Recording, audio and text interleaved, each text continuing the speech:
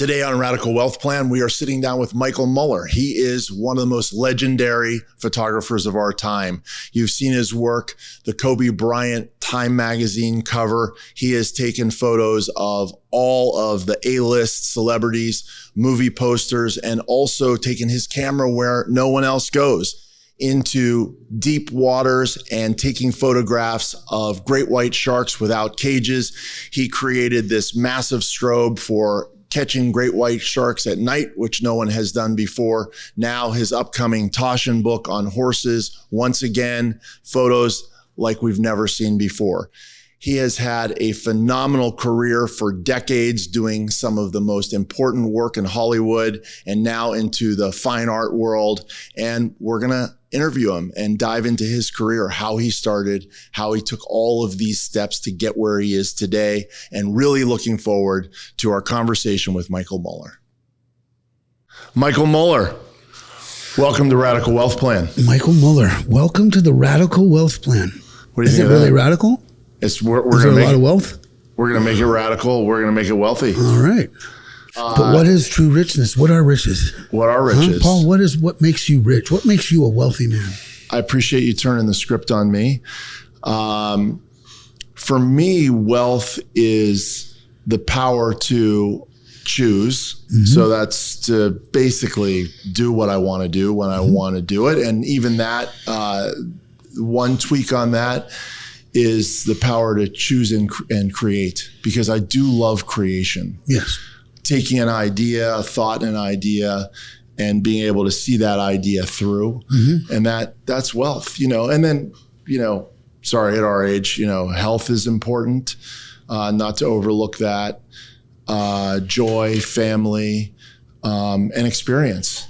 Because as a young man, stuff is important, and we still like stuff, or I'll speak for myself. I still like stuff. More stuff doesn't make you more happy. Right.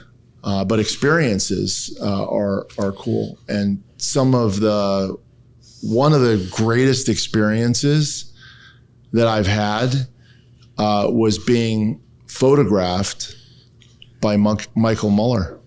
Well, then you need to get some more life experiences. If that's the highlight of your life, I'm sorry to tell you, we need to get you on an airplane and to see some things. And listen, what your answer was is actually, there's a lot of similarities to mine.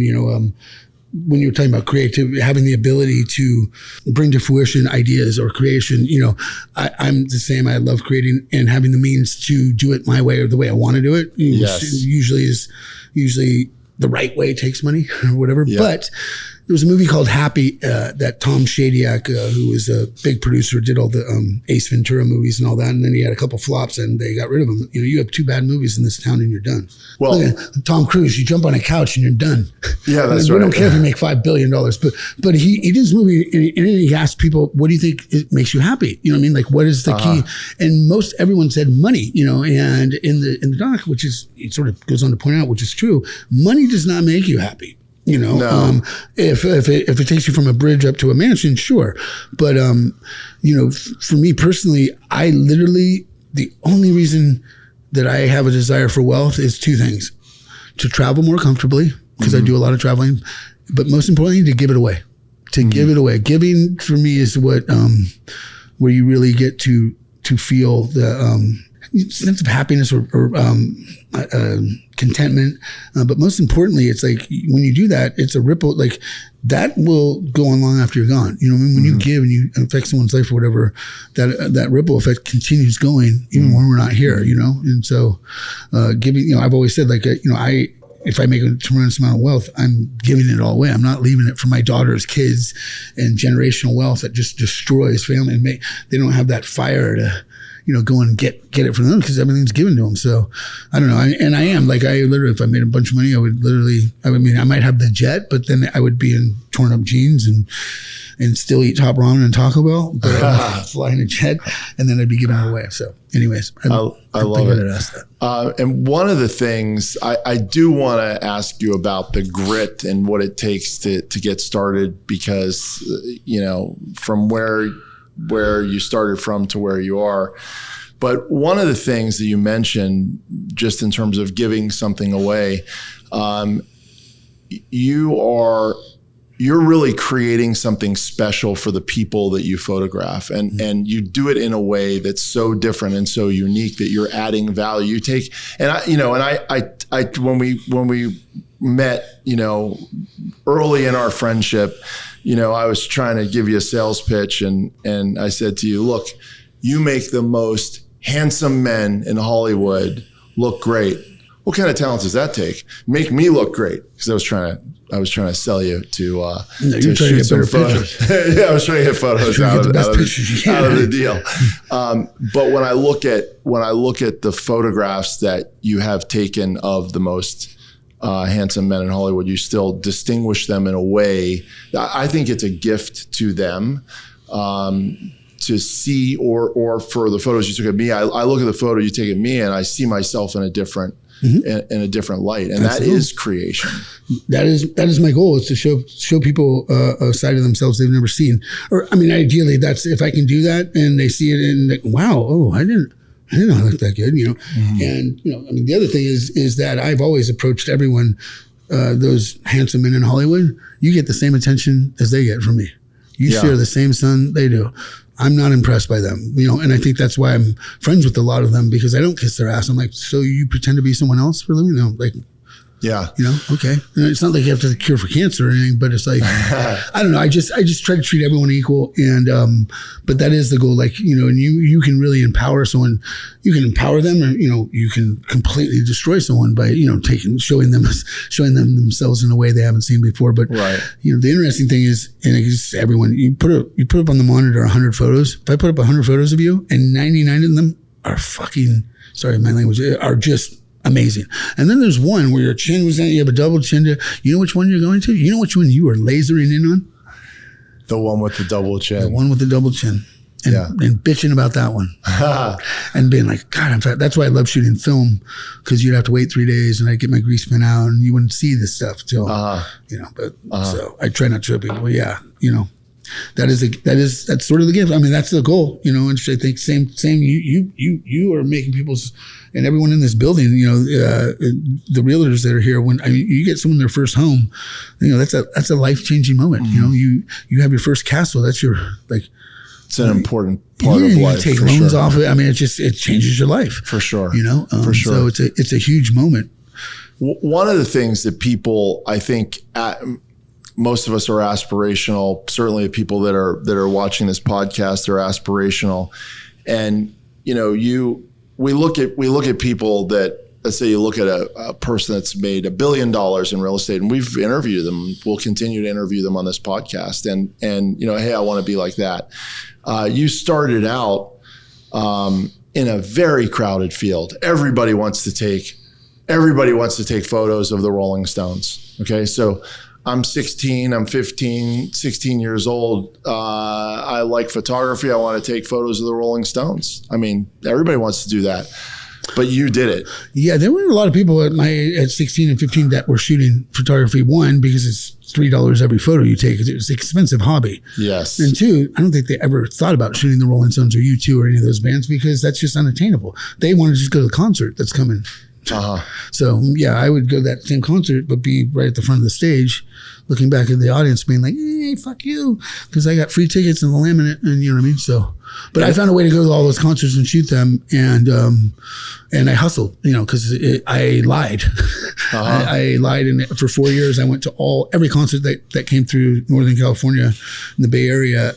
If I wanted to go to, I went to it and got the laminate, and I called and I said I was shooting for the Contra Costa Times or the Contra Costa Sun, the two local newspapers, and they'd say, okay, great, and they'd call the record label, they'd give me the photo pass, and I would go, and often, you're supposed to shoot the first 3 songs, and they escort most of the time the photographers off, and I would always find a way to weasel and stay, and either backstage, me and the band. I remember during the earthquake, the big earthquake in Northern California, I was at the REM concert at Concord Stadium, and playing ping pong with Peter Buck, because Michael Stipe wouldn't come out, and he was so freaked out about the earthquakes.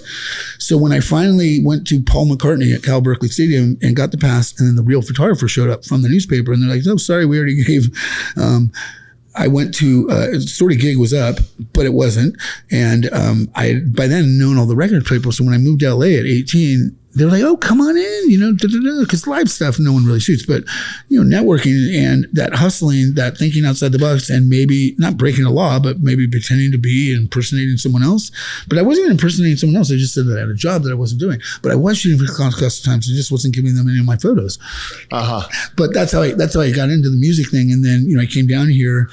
And I was just a really blessed time because, like I said, kids my age, I went to this person's, I started shooting snowboarding, but I was just the right place at the right time going to Formosa. You sort of meet the one person, David Arquette, Balthazar Getty, first actors I shot. They knew Drew and Leo, and then we all went to the Formosa because it's the only place that served underage, and we owned the place. Cast we'd go in, she'd clear people out of the booth, and we'd go in and we owned the place. It was just a lot of fun, but it was filmed. There was no publicist. It was before the internet, so I'd be like, let's go take pictures, and we'd just go out and take pictures. There wasn't any like approvals, and there wasn't like, it was great. But I also was the guy that would take pictures of people doing drugs and doing things, and no one would ever see them. I could go to the Inquirer and make a quick buck, but I'd never work. You know what I mean? That's what people do. There was a trust that you built. I mean, you have to have that. I feel like in this town, they have to trust you. They're never going to let you, one, take their picture, but two, they're never going to let you inside. Yeah, inside their it's so funny. Everyone wants to be famous. Like that's such a, I want to be famous. Here's the deal: once you achieve fame or notoriety or whatever, it's over. It is over because all they're waiting for now is for you to fuck up.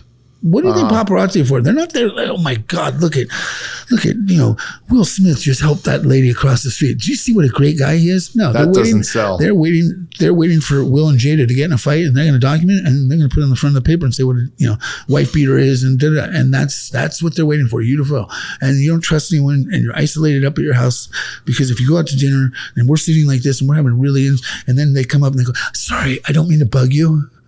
I don't mean to bother you. I love you. And can I get your photo? And you're like, if you start a sentence with, I don't mean to bother you, you're probably bothering. But you're public, and it's just not all it's made of. Sure, you get the private chef and you get that. And I don't know. For me, it's like, I wouldn't take that fame if you paid me. Like I just, but you fit in, you still fit in well with it and you connect with that. But how did you, so then, so you've got this access that basically you're like, hey, I'm shooting for this little newspaper. You get the laminate, you get the access.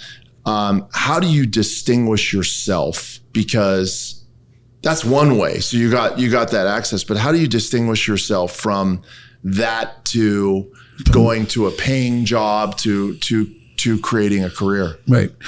Well, the first thing I did was I didn't ever assist anyone. I didn't really go to school. I started shooting snowboarding at 15. I grew up in Saudi Arabia for 4 years, from the ages of like 3rd grade to 7th grade. I traveled to 50 countries. Wow. My father's hobby was photography. So I picked up the camera at a really young age.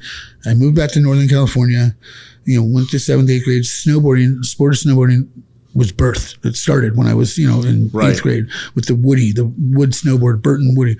And me and one of my high school close friends, Justin Hosnick, his dad gave him his college tuition money, and we started the first snowboarding calendar.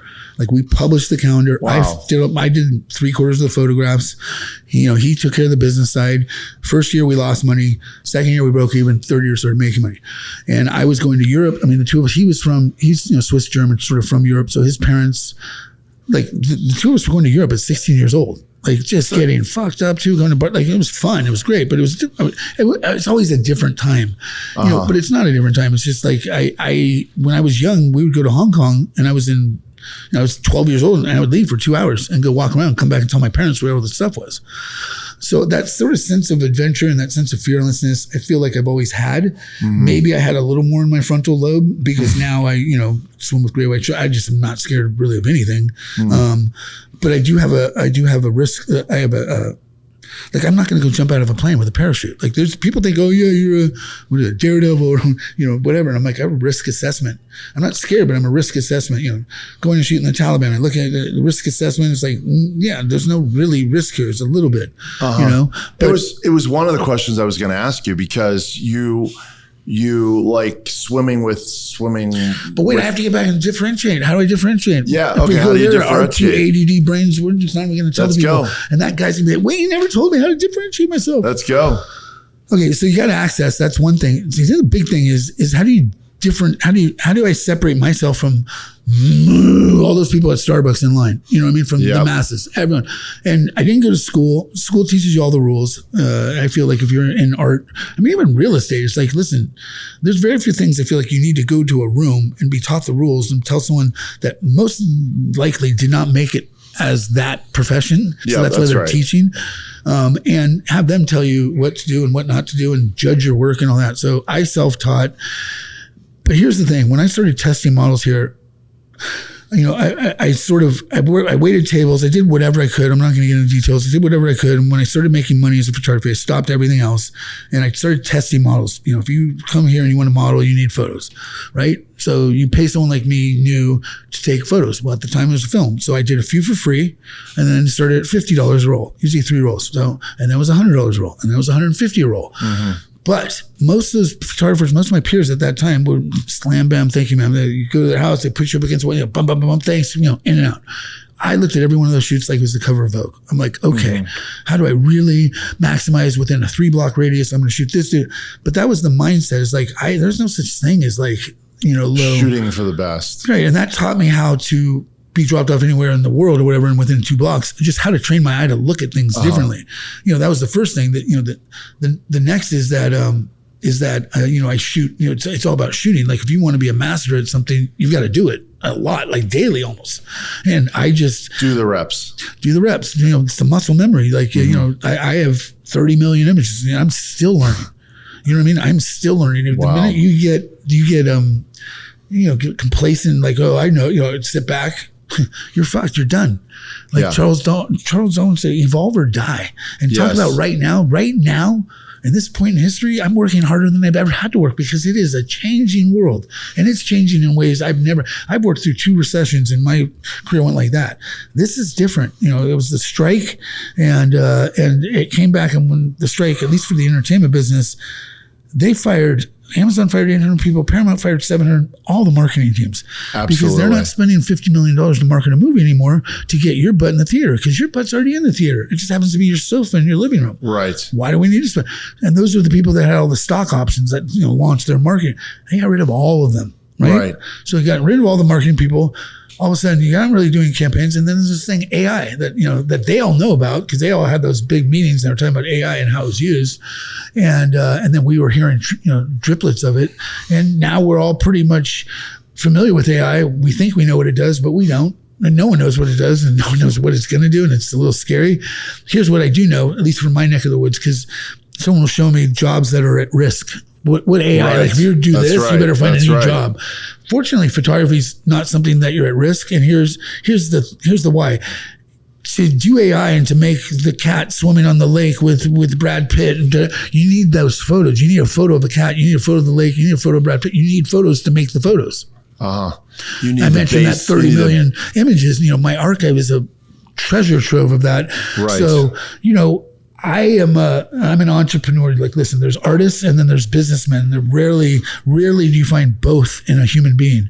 And if you have both, you're doing really well. If you can do business and you can do art, like if you can do creative and you know a business side, you're really, for myself, but this is just what I've been told, you throw a visionary in there and I'm a unicorn, you know what I mean? Because I start seeing things so I'm sitting here, I'm like, okay, I want to sell my archive now. They're like, you know, now. Because in a year from now, it's going to be too late or whatever. You know, Anna Leibovitz got $68 million for hers. And that was 10 years ago before AI.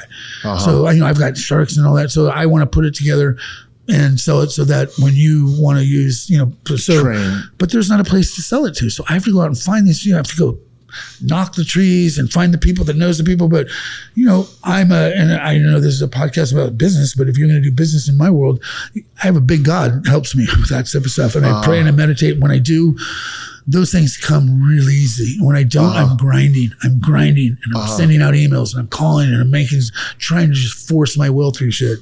And then I do it the other way and it just happens. And I'm like, why do I always forget that this works? And then 2 weeks from now, I'm not doing it again. Right. Why? So, you know, cause like last week I was like, disciplined. I was like, you know, an hour of meditation and prayer and reading and journaling. And it was probably one of the best weeks I've had business-wise in years. And I didn't do shit except pick up the phone. I was just telling you about before we started about a call that I had with a guy that I met on a plane that I talked to on a plane. And I don't talk to people on planes. But it was the right time, He called me up. No, it was something whispered in his ear, called Michael Muller. You need print. I'm not the one doing that. And listen, I'm not telling you, God's God. It's different to everyone. Mine happens to be female and male. And she listens to me way more than he does. He's like watching football or whatever. I'm like, what's up? I need this. But anyways, I find that is a tool. And we're here to talk about, what's the title of the show again? Radical Wealth Plan. Radical Wealth Plan, right? Yeah. So it's pretty radical to talk about God in Los Angeles, and you're talking about money and business. Sure, why not? Well, because people don't talk about God here much. Right? And it's how many of your people that sat in this chair has brought up the word God? One or two. One or two. Yeah, so and haven't gone the into. The 2 makes it you want to sound like there was one person. Oh, it was maybe. just one. Okay, you got me on that. And he just said, "God damn it." That doesn't count. Yeah. So there's a spirituality to it. Laws of the universe, man. Laws of reciprocity. I mean, like you give and it comes back. That's the thing. People would ask that. How did you do those recessions? How did your career go like that? And I said to all of them, I'm like, because I give. I go to Children's Hospital every week and do a dialysis for helping these kids. And I told them that's the secret. And I called every one of those up to come down to the hospital and help me. And guess how many came? One. Call me. How much does it pay? I'm like, dude, weren't you asking me how I kept busy? Here you go. I'm giving you keys to the kingdom. You don't want to come. You're lost. Do the reps. And one of the things you mentioned too about that, there's a sort of a tagline that I love, and that's that you can't learn how to ride a bike. You can't learn how to ride a bicycle in a seminar. I mean, you could go, they could talk physics, they could talk whatever, but it is the reps. It's getting out there and doing it. And the reps, the God thing is the problem can't fix the problem. Right. Okay. So if the thinking and, I'm trying to think of ideas and how to make my business, whatever. Well, that's the problem is I'm thinking in a box because we have this linear time and all that. We're the only creature that really messes up this amazing power that we have in our minds to do stuff, to manifest reality, which I do. And I've done everything in my life I've wanted to do. I've accomplished because of getting out of this borders that we put ourselves in and going beyond that, because that's what we can do by visualizing, and our words are one, what we say. If you're like, God, I'm fucking sick of this, I'm sick of that, you're going to be sick. And you know what? Let me bring a concrete example to that, because you do all this amazing portrait photography, you do all the, the movie posters, all this stuff people would kill to do. And then you had this idea that, hey, I want to do a Taschen book. And from my understanding, that's fine art as opposed to, right. So you're like, hey, I have this dream to do a Taschen book. And then how do you go from that dream to making that happen? Because I know somehow or another it lands you underwater. I was underwater already, but yeah. So I've always wanted to do a book with Taschen because they make the best coffee table photography books in the world. Absolutely, hands down. No one comes close, right? Well, so does everyone else. Yeah, every other artist that's a painter or a photographer, everyone wants to work with Taschen, right? So we all want it.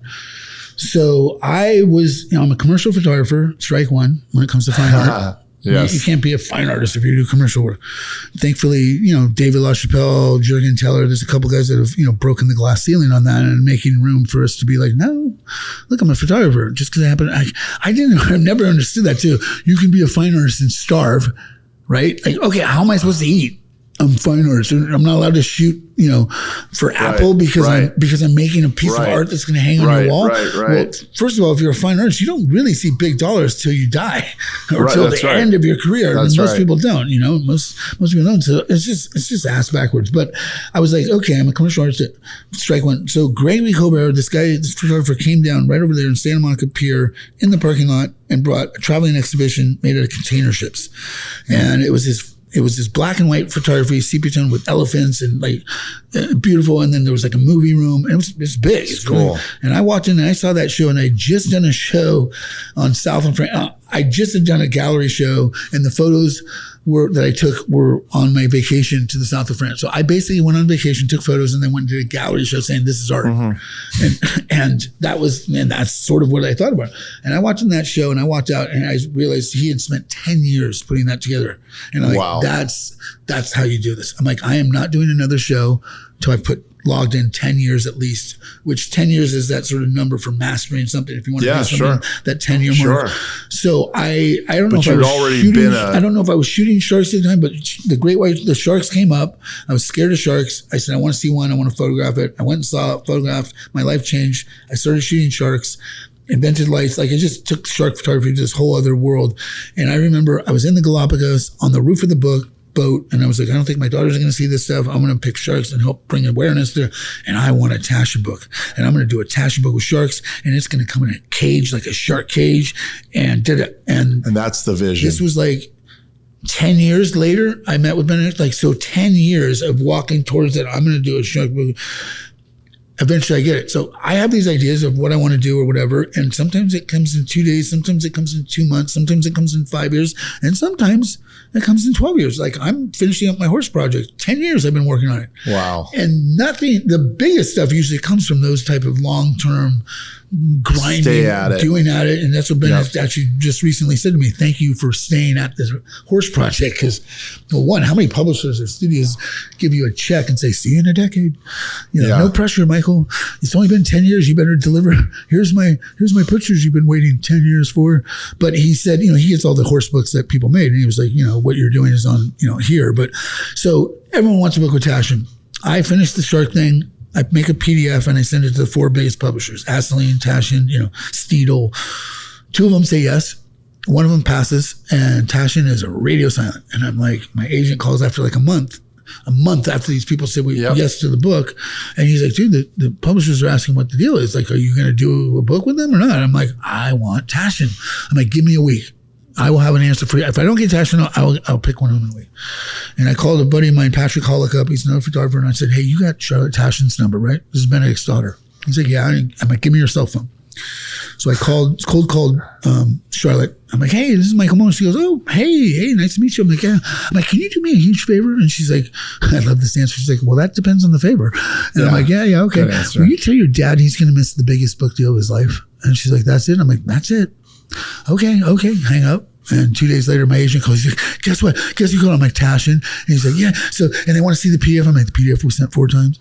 And so anyways, we sent it, and they ended up doing a deal with them. And I remember my agent at the time, I was like, listen, I would do this and not making time, because it's Taschen and it's a legacy piece. And I've heard he fucks over artists. Sorry, Benedict, but that's your reputation. So I'm like, I'm already planning on that. But there's actually, if you get the Hollywood Reporter, and you type Benedict Taschen, they did an article with him, and he talks about, because they said how many, everyone wants to, he gets 2,500 submissions a month. Wow. And he said, we say no to every single one of them. I do not take any submissions.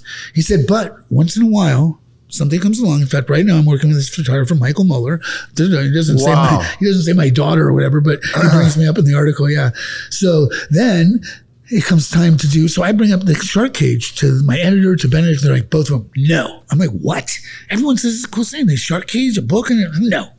So he calls me. Putting the book in a cage. Putting the book in the cage. So he's like, all right, we got to talk about your limited edition. Come up to the house. So there's this architect named Thomas Schuss. Who you might know. I do. That's how we met, actually. Or, no, that's how one of the names in common. So Thomas said to me, I will make that cage for you when the time comes. And in LA, people say shit like that all the time. And guess how many of them do it? What? So I called him up and I'm like, Thomas, I need the cage, but I need it in 2 days. Metal cage, fabricated, out of thin air. He's like, all right, done. We'll do it. I'm like, okay. And he actually made them. And I went down to his house and we hand painted the rust. Wow. And hand painted the little turquoise, the colors that you'll see. Put the dummy book in, and I went up to Benedict's house, and he was sitting on a table like this outside. And I plopped that fucker down in front of him, and he's like, oh. And then his daughter comes up and puts her hand on his shoulder, and she's like, that's fucking awesome, and walks away. He's like, okay, we need to make it bigger. I'm like, dude, make that shit as big as you want. That is what you call just never, I mean, it's tenacity. It's never giving up, where people, how many people would have taken, not many people would have had the other 2 deals on the table. Yeah. Be delighted to have, hey, 4 submissions. We get 2. I'm sure they're phenomenal. They're just as Taschen, and they're right underneath them. They're great. They phenomenal. Make amazing books. And you're like, hey, no, this is what I'm going to do. And I'm going to call his daughter. that's the sort of I just did the same thing with Tony Robbins, actually. I was gonna mention that because that's the, no matter how far you've gone and you've really gone far in your career, you're still not afraid to pick up that phone and make that phone call. So tell me. I am hyperly insecure, coupled with probably a big ego or whatever, right? Like I want your approval. I not as much now. I've done a lot of work on me. But for the majority of my life, I would be like, look at that billboard. I did that. Aren't I lovable? Aren't I good? Aren't I good enough? Yeah. I didn't get that shit like most of us, like all of us. And, right. Look to fill that hole with my career and everything else. Fortunately, I've done a lot of work. Like I said, I don't have to get that from it. I don't need your approval today. I don't need anyone's. Well, I still would like hers, whoever she is. Do you know who she is? Tony's name kept coming up, and Nina Dobrev, that actress, and Shaun White, a snowboarder. I know both of them separately. I'm like, how they were dating? I'm like, how did you two meet? And Tony Robbins. We went to Tony Robbins. I'm like, man, this guy's name keeps coming up, and when that happens to me, I'm like, the universe, the universe, all right, how many more times do we got to bring him up? So I asked this doctor I know that knows Tony. I'm like, hey, you know Tony Robbins? He said, yeah. I'm like, give me a cell phone. I think also people trust me for people's cell phones or something. So he gives me his number, and I cold called Tony Robbins. He's like, hello. And I'm like, hey, this is Michael Muller. I don't know why I'm calling you. Your name keeps coming up. And we do like this little small talk. And he's like, well, I'm really busy. I'm doing it. I'm like, okay, hang up. And I go to my computer, which I don't spend a whole lot of time at. Other than working at Images, I do not spend a lot of time at the computer or on my phone looking at shit. I don't want to see other people's work. And it's a wormhole. It's like, and it's crack, right? You're just like, and then 4 hours later, like, I'm still on the phone. I've done nothing with my life. So at least I'm aware of that. But I Google and I type his name in, and I go to Images, and I'm like, what? And I pick up the phone. I don't know if I texted him, I called him, and I was like, hey, Tony, this is Michael Muller again. Listen, your photos suck. That's right. Literally, your photos suck. You're Tony Robbins. You should have an iconic portrait. Like, this is garbage. I need to take your fucking picture. Listen, I'm going to TR. And then it was like, my phone was just like a stalker. He was like, boom, boom, boom, boom, boom. Long story short, I went out and, he actually, before I went out, he did an hour and a half phone call with me for fun and for free with a 9-day-old baby. And I was leaving Manhattan on the way to JFK when this call was happening. So we'd go in the tunnels and it would drop for like 3 minutes. And I'd get back on thinking he'd be gone. And he's still talking like my mom when I talked to her. And I was like, this motherfucker, this is a recording. He's not. I'm like, Tony. And he's like, yeah? And I'm like, he is there. I'm like, nothing. So at the end of it, he's like, listen, I just want to let you know I recorded this so that you can listen to it again. And I'm like, oh, wow, okay. So I get back here to Malibu where I'm living separated from my wife at the time, by myself out there, and I push play and I listen to the thing. And then he says something in the middle of this conversation he had with me that sort of was life altering. And I was like, I call it the keys to the kingdom, but he said, until you change your negative core beliefs, nothing will change. And I was like, what? Oh my God, that's so true. I'm not lovable. I can go to therapy all day. I call him up. I'm like, yo, what is this like negative core belief? He goes, yeah. Well, and I said, well, can I do that? How do I change them? Because, well, usually we do it in my seminars and with a group of people. You can do it by yourself. And here's how. And he teaches me, he tells me how to do it in an audio recording. And I go and do it with a friend of mine, and it took 3 hours, and I had 10 of them, and it was a game changer. I, of course, the good, overachiever and just do way too much, applied hypnotherapy to each one, and a yoga nidra meditation to each one of the 10. Wow. That wasn't part of his thing. And it took like 3 hours, and it was a game changer. And I brought up something earlier, and I think I've told you this. So I've had 25, 30 people in town.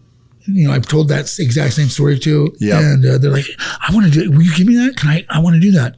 Like, I want to do that. I'm like, I want to spend 3 hours in life, have my life altered. And so I called to him, like, hey, is it cool if I give this? Yeah. And I've given it to 25, 30 people. And I'm not going to ask you to guess because I think you already know the answer. But I was like, out of all those 25, 30 people, not one has done it. I think just recently, because I tell that story, and I'm going to be the first one to actually do it. Mm-hmm. And they did it, but no one's done it. They want it. They don't. It's like the lottery. They want the cash and prizes. Not people. There's a lot of people that want the cash and prizes and don't want to do the work. We have a friend that became a realtor and they're in the cold calling process. And I had called you for him. And, it's like he's frustrated too. He doesn't want to do the work. And your answer was, hey, I have a friend that makes millions of dollars in real estate. He was doing it for 6 months before he got his first opportunity. And I'm like, yeah, that sounds about right. You got to put your dues in. That's right.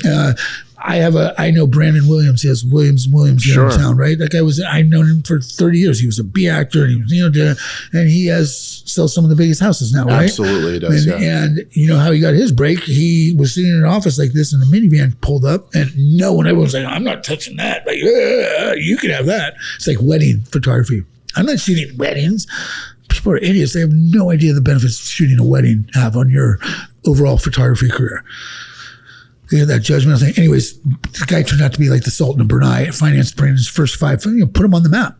Absolutely. People judge by a book by its cover. Absolutely. You never know. And you early in your career, you shot a wedding. Early in my career, I shot a wedding? Green Day. Oh yeah. Yes, I did shoot a wedding. Yes, I went there. See, I remember my Michael Muller. I remember my Michael Muller stories, and I did a few drugs at the beginning of my career, so sometimes I don't remember everything. Yeah, and you get that call, and they're like, "Hey, shoot a wedding," and you're like, "It was before Green Day was really famous," but they also took you. No, they were famous. I shot them right when Dookie broke. I shot his wedding, I shot Trey's wedding, and I've shot a few weddings, and I shot my dentist's daughter's wedding because I love my dentist.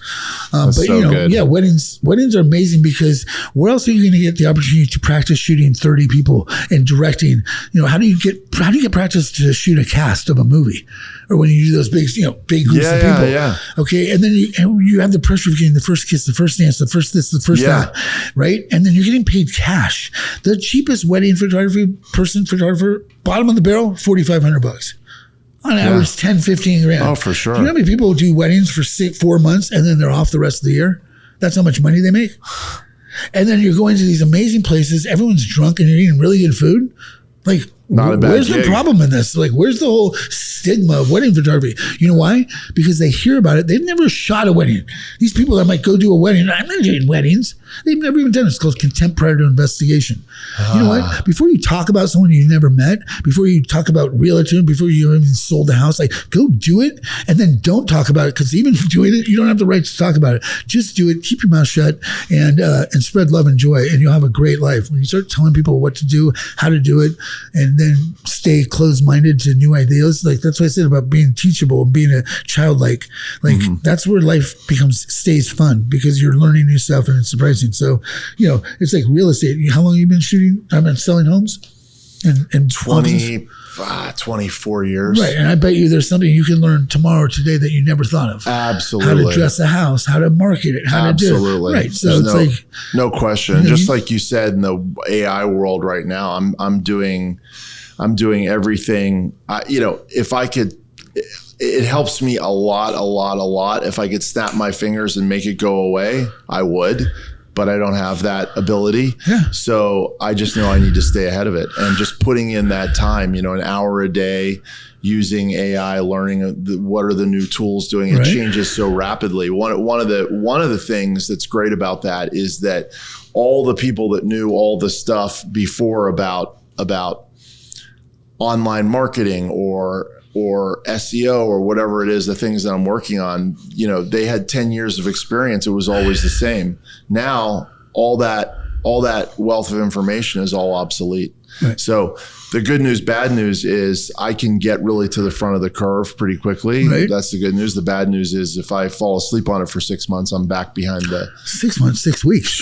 It's amazing. Well, here's the other great thing about the human experience is we are one of the only creatures that can learn from history, learn from our mistakes, learn from the past.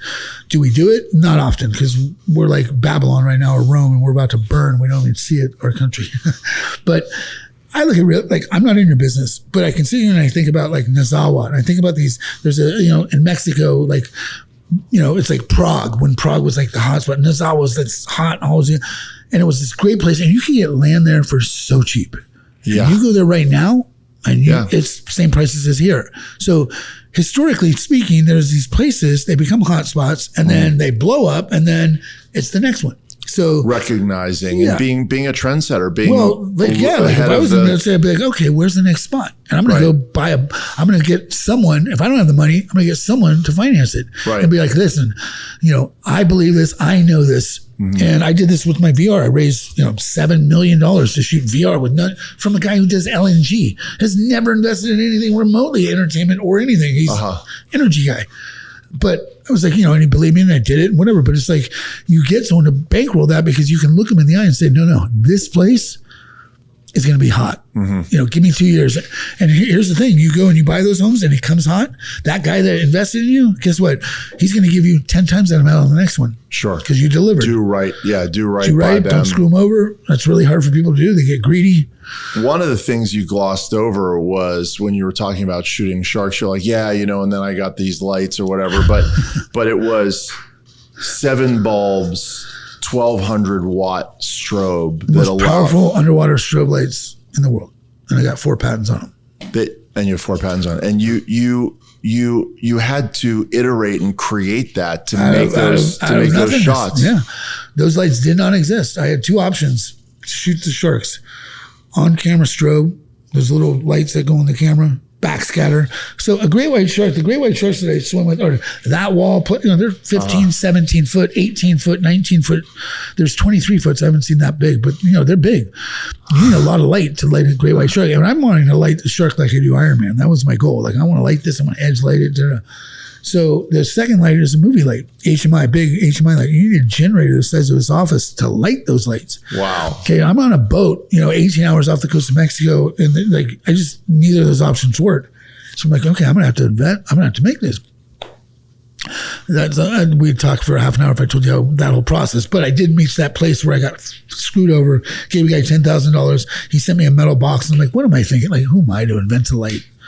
And that is the moment when you go, who am I to think I can sell a home? Who am I to think I can go open a restaurant? Right. Who am I? And that's where people usually throw in the towel. Absolutely. Because the fear and the doubt comes in, and then they listen to it, and then they question their own abilities. Even if you don't have those abilities, just knowing that you can do it, you're manifesting it because you want it, and how you're going to get it, it doesn't matter. You want it. You'll get it eventually, if you do that. So I was like, who am I to think I'm going to invent lights? I just got ripped off $10,000 this guy. And then I met the other guy and he's like, I can do it. And I said, okay. And I learned from my mistake. I'm like, how much do you need? I'm going to give you 1/10 of that money right now. And then when you deliver, I will pay you the rest. Right. And sure enough, this guy, and then I got the watch guy, IWC watch. I'm like, I'm going to do it. He gave me the Galapagos campaign. All of his employees looked at him like he's crazy. Like, you're hiring this guy? And then I got those lights, and those lights were game changers because I am the only one in the world that have them. So no one else can go down and light those sharks, the way that I do. Not to mention right now, no one can go light those sharks or shoot those sharks because Guadalupe Island's taken over by, we think, the cartel because it's close to tourism. South Africa, the orca whales came in and chased all the great white sharks out. Can't go to South Africa. That leaves Australia to maybe go and see a great white shark. Or you can do my VR and then you're with the great whites out of the cage. I love it. And it was that people hit that wall, but it was that deep passion that you already had the North Star of like, I am going to do this. So that way, when you hit that brick wall, it's not about, oh, I hit a brick wall. It's like, what am I going to do now? How do I get around it? Do I go through it? Do I go around it? What am I going to do? I get the same fears as you do or anyone else. Those same doubts. I'm not like, I just have the experience of going through the brick walls to say, no, I can do this. My triathlon career is definitely what get me through. And I don't go around things. I brick wall through them. Like I did. I had a lot of trauma and PTSD, and I went to this a place that deals with that, and they had equine therapy, horse therapy, right? And what they do is there's an obstacle course, and each person's given a horse. How do you take that horse through that obstacle course? Because they don't tell you how to do it. And of course, I was like, boom, boom, boom. And she's like, so you go through life like right through the wall, huh? She's like, boom, smash my will through it. I'm like, yep, that's how I do it. But yeah, I did triathlons for 4 years, and swim, bike, and run. And I didn't really run much, but I swam and biked 5 hours a day every day. And when you're at that level as fifth in the world, and our bodies are all the same. It's the mind. Who can push themselves through more pain? And I changed my body and all that, but that's where I got that discipline of like grinding, going through walls. what's inside of you that you know, I've experienced the physical pain of wanting to quit. You know, one of the great practices, sometimes we do it together, is hot yoga. And, you know, you get in that room and it's, believe it or not, 115 degrees. Sometimes it's 70% humidity. And all I want to do, the only thing you're not supposed to do is walk out of the room. So you don't even have to do anything. I've actually done that at that hot yoga place. Yeah, I know. Because I don't want to die and I don't care. Oh yeah, me too. I've walked out too. I mean, I run so hot as it is anyway. Yeah, so like, I'm just really hot in that place. I mean, I've been doing yoga for 15 years. No, you're much better than that. And the rule is, if you want to follow the rule, you don't have to, but the rule is you don't have to do anything, but don't leave the room. Break the rules. You know, sometimes I get to a point where that's basically don't quit, don't stop. Yeah. Unless you're going to die. I get to a point where I'm having a mental fight. Like I'm already laying on the ground doing nothing. Right. And I'm like, I just can't stay in this room. And you get that mental fight, and it's putting yourself in those situations and learning that you can get through. Well, yeah, that's what meditation. So our mind's a muscle. It really is, and it's a horrible master and an amazing servant. Yes. Okay, it will serve you amazing, and if you make it the master, you're fucked. And most people are the mind masters because that thing starts squawking. Sure. Have any of you ever woken up and had your head say this? You're amazing. God, you're beautiful. You're going to be successful today. Everything's going to go amazing. You're going to make no.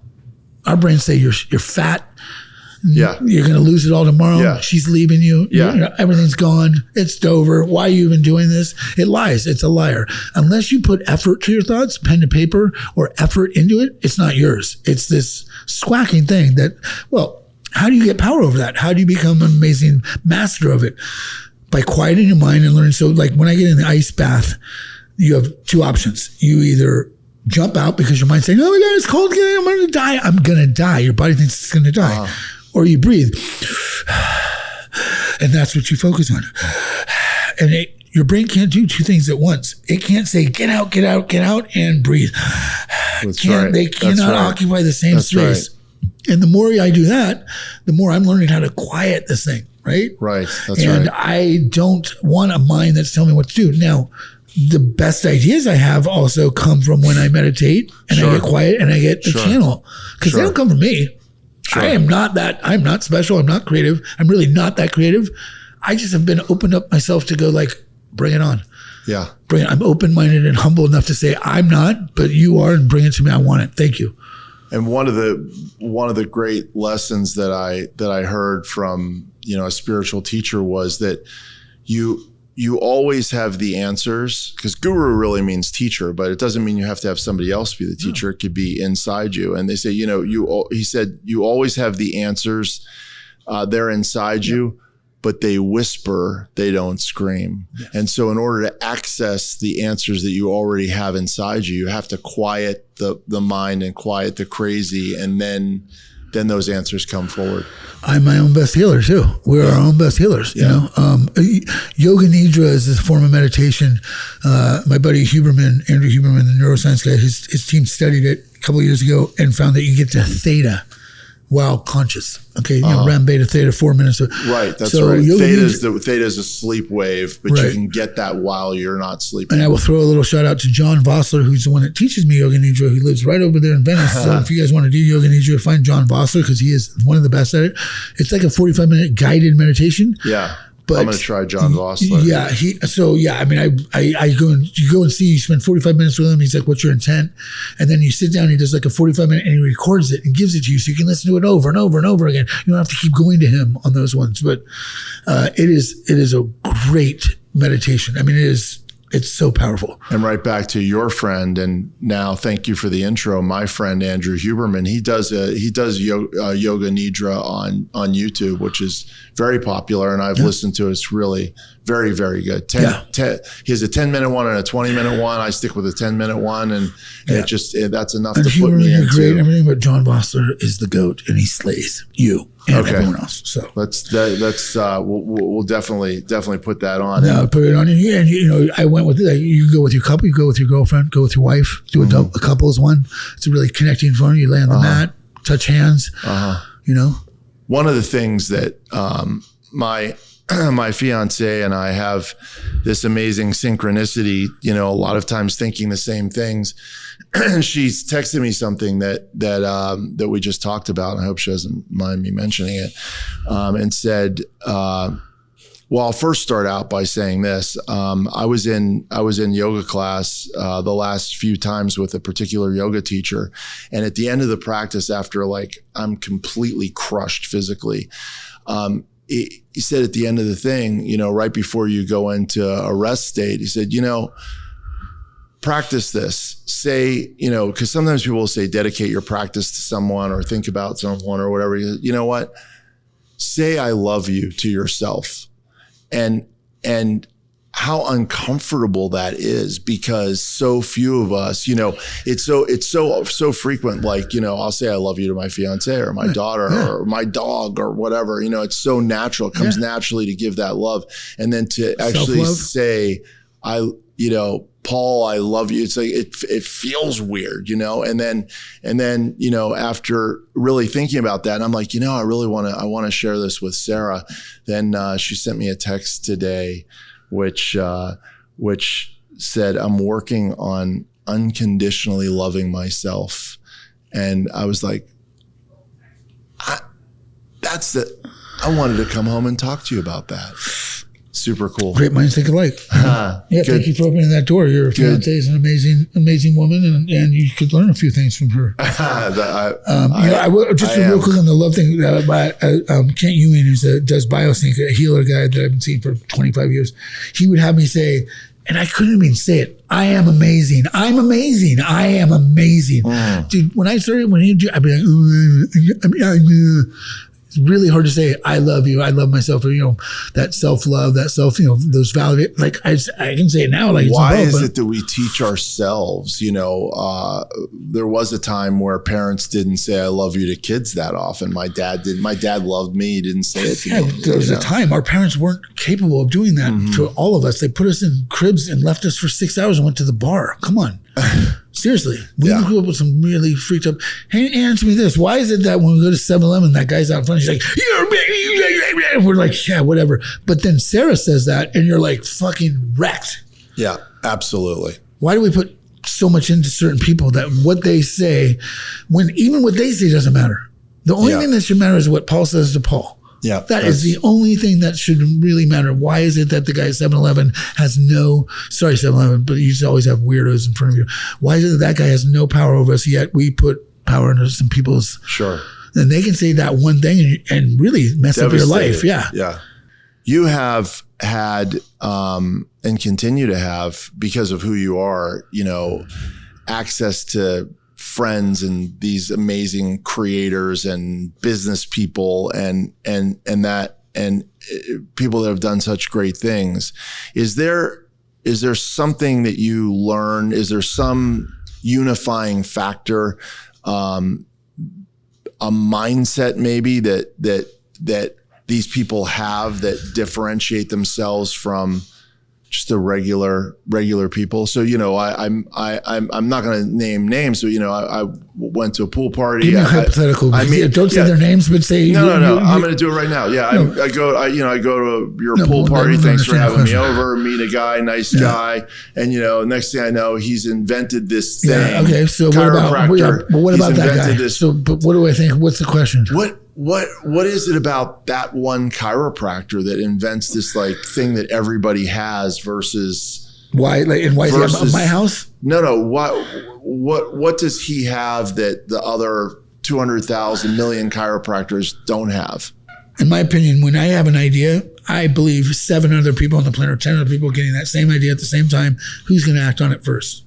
It's execution. He had an idea for that device, and he took it to fruition and took it to market. That's right. He had those same spots that I did, where it's like, what are you thinking? You're going to make a fucking out of that? You're insane. His head said that, I guarantee you.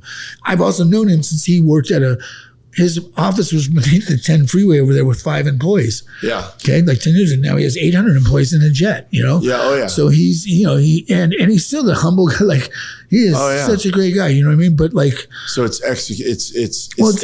that idea. Execution. It's execution. It's belief, and no matter what, no matter how long, just walk one step at a time. You know, there's those 12-step meetings and stuff that say one step at a time. But it is. Life is one step at a time, but towards that goal or towards that thing you want to accomplish or that place you want to go. And people say manifest, yes. And every day say, I am going to do this. Yes. But take those steps towards it and do not stop. Eventually you're going to get there. Yeah. And if you don't, that journey there is going to be really fun. And if you're not taking the journey there, guess what you're doing? You're sitting on your phone and you're wasting a bunch of time. And life is really short. Life is so short and so fleeting.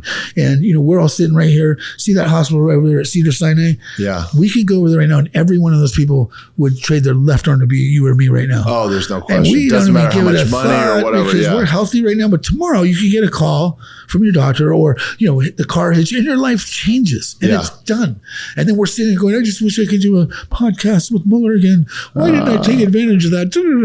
Like if I go right now, if I were to walk out here and the guy down in the lobby took a bat to my head, because that's where I go, not like, you know, and I'd be fine. There isn't like, oh, I've always wanted to go do this. And the only thing right now that I definitely would see my daughters get married, have their children. That's the thing I don't want to miss. But otherwise, I've pretty much done everything. You're good. You know, I'm good. And it's a great place to be. You know what? I have not loved and been lovable the way that I know that I can. That took a lot of work and I'm at that place now. That is something I haven't experienced either that I look forward to doing. What a great thing to manifest, and no doubt. Well, I'm just saying, hopefully it will. It will. Well, like you just said earlier, the thing is I'm doing it with me, so I am experiencing it. Yeah. That's really what it's about, is me loving me, experiencing me. And then if I meet someone, that all they're going to do is just add to that. They're not the source of it. And, but it's just going to be nice to be in a healthy relationship for once in my life. I love it. You have that type of healthy relationship with money and all that other stuff. Yeah. I'm in a wonderful and healthy relationship, and it still requires care and feeding every day. Of course. And as soon as you take that for granted, then starts to go sideways. Unconditional love, really unconditional love is unconditional love. Love is unconditional love. Loving someone to the point that you're willing to let them go. If that's what it means to be their true self. That's right. And not be selfish to hijack them and do whatever. Like, you know, love is wanting the best for that person and doing whatever, you know, putting their needs. You know, that's the goal, right? And I believe that.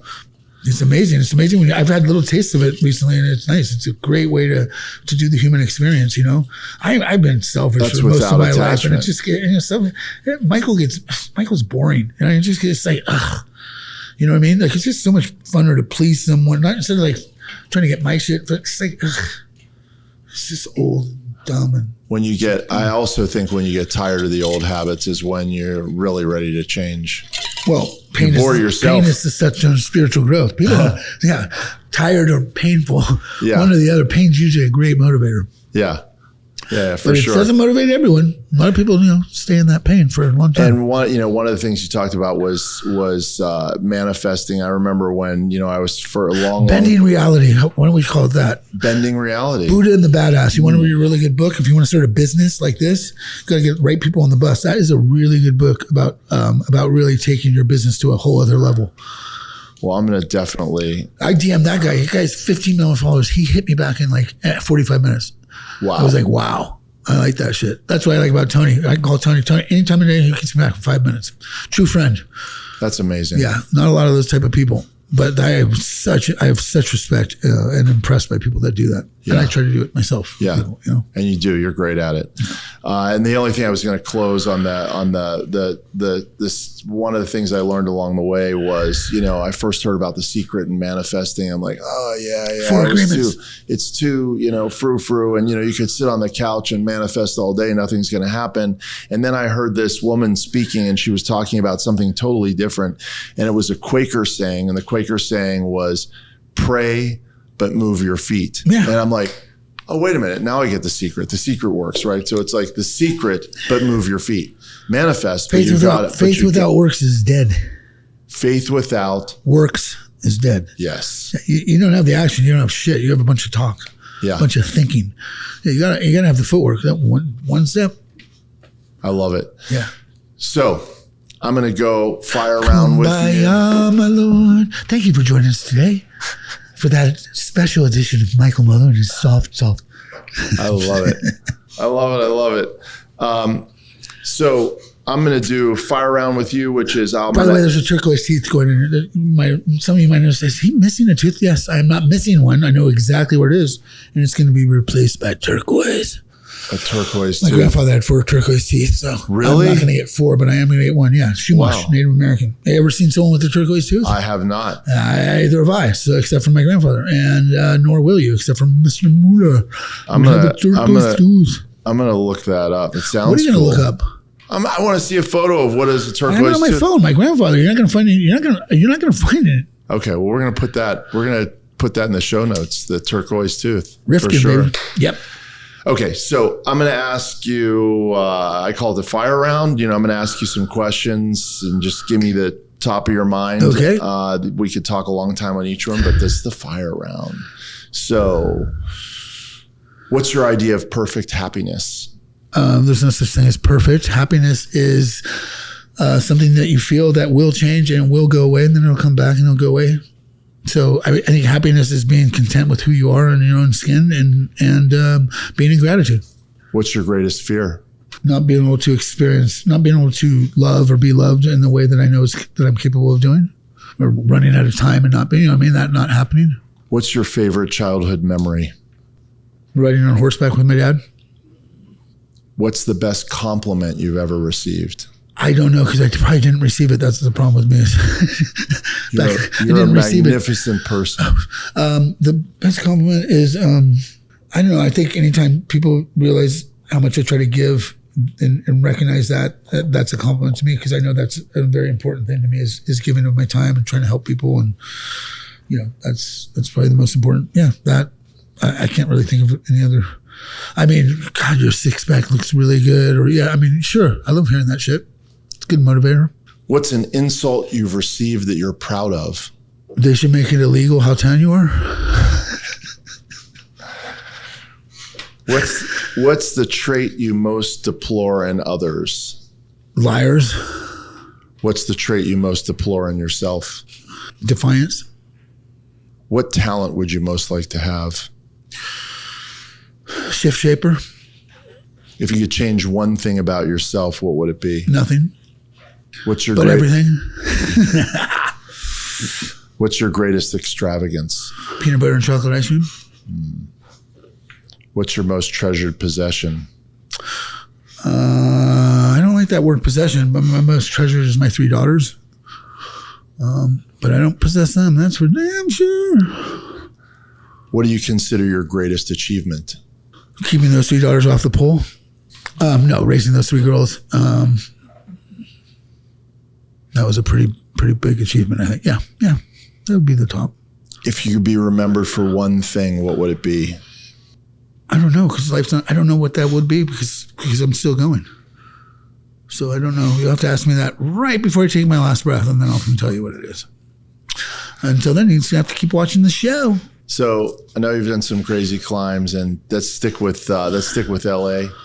You climb up a rough mountain trail.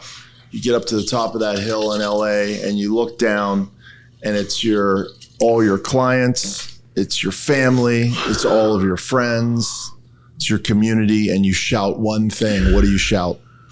It's funny when you started saying that. I thought you were talking. I was seeing the Hollywood sign. I just found that I could ride a horse up to above the Hollywood sign, and I just did it recently and took a photo of it, and it's becoming one of my favorite horse photos. But you're saying I have everyone that I've ever known and all that I love, and I'm going to say one thing? Yeah, you get to the top of that hill, you look down, there's your family, community, everything. Yeah. You shout one thing. What are you going to shout? Nothing. I'm just going to look at them all, be quiet. Wow. They'll each get whatever words shouting in their head that they need to hear. It's their journey. One thing that I can shout to everyone that's going to make any type of impact on any of them, nothing. But, I just saw the Super Bowl when Michael Jackson popped up. He did the Super Bowl halftime, and he told his producer, he goes, "Do not start until I give you the thing." And I think he sat there for 2 minutes. Didn't say a word. And everyone's like looking, but like that uncomfortable silence of just like waiting and watching. Can you imagine that? Everyone, I remember when I know that you asked a simple question and I didn't give it, but I was documenting the Vagos, the outlaw motorcycle gang, which you do not photograph these guys like the Hells Angels, right? And I had at the end of the day, I had 120 of them. I was on the back of a trailer and I'm yelling at them. And I'm like, scoot in. And in my head, I'm like, any one of these guys can break your neck 3 times. And you have them like, I'm like, this is amazing. You don't ever, like you're yelling to me, at these guys. But I just remember like that going through my head, like, that I'm directing these guys. Of course, you want to talk about dichotomy. 2 hours later, I'm down at the Capitol in Sacramento with the governor, with the governor and Billie Jean King for this AIDS thing. It was like outlaw motorcycle gangs, politicians all in the same day. That's my life. Sounds like a life well lived. Definitely a life lived. I've had a well time, but I don't know. It's a life lived. Well and unwell and ups and downs and good and bad. All those labels you all have to put on. I've kept it colorful. That's for sure. It's been total inspiration. I love you too. Great man. Now, do these people get to ask questions and stuff to you? Do they send in? Sure. I don't know podcasts. Like, how do you guys do podcasts? Absolutely. Yeah? Well, we do. We do it on. We release audio on Apple's really the biggest one, but there's Spotify and a bunch of others. When you do the release of this, is then you call me up or whatever, and we watch it, and then people can call in or send in questions. Yeah, we do it on YouTube. Your guests back for a half an hour to do Q&A with the people that like. I love it. You know what I mean? Let's do it. Because otherwise you're watching and you're like, well, what did he mean by? Absolutely. Like, you know what I mean? And I said something or you said something, and having that ability for people, especially if you're talking about wealth and, or whatever, giving them the tools, because sometimes you don't really get, they're hearing something, whatever, but to have that opportunity. Plus it would grow your audience. See? I love it. Great idea. And I will say that in the show notes, we're going to put all of your socials in there and my phone number. Not your phone Single number. What? Not your What's phone your name? number. What? But you had a great show that you invited me to with the horse photos with a book just coming out soon. I think. Oh, yeah. I think now is a great time to buy a horse photo before it gets it gets published, right? Now's the moment. Now's the moment in time. It's closing quick. And that's like the stock tip. Once the galleries get involved and stuff, I can't give friends and family doubles. It does 10x. More than double, dude. $52,000 and $40,000 for Princess Bitcoin auction, which sets market value. Absolutely. Yeah, no. I mean, listen, I make very small additions. And like, it's just like this guy I'm gonna meet, like, and his friend, like, they're just gonna go quick, and it's great. But yeah, I like the horse above the Hollywood sign. That's hanging in my house right now. I put it up in my house. I love that. I saw it. What's good about that is I have like 40 of those versions. Because a friend I was like, "What do you want for your birthday?" And she's like, "The horse on the Hollywood sign." I'm like, "Done. I'm gonna get you one." I don't know if I'll give her that one, but it'll be one similar. So I have a variety of them. So that one, because I think that's going to be one of the more iconic images I've ever had. For sure. It'll be an iconic shot. And talk about iconic images. And we really, I know I got to let you go, but iconic images. I mean, you have I have a few. The Kobe Bryant, Time magazine cover. There's so if they so want many to see things. You can go earn it and go look at my images and find it. Yeah, you should do that. MullerPhoto.com. Yeah. MullerPhoto.com or Michael Muller 7 on Instagram. Or just Google Michael Muller. Do it. Hey, thank you for your generosity as always. My pleasure. Thank you for having me. Appreciate it. Okay, brother. I know you have a meeting.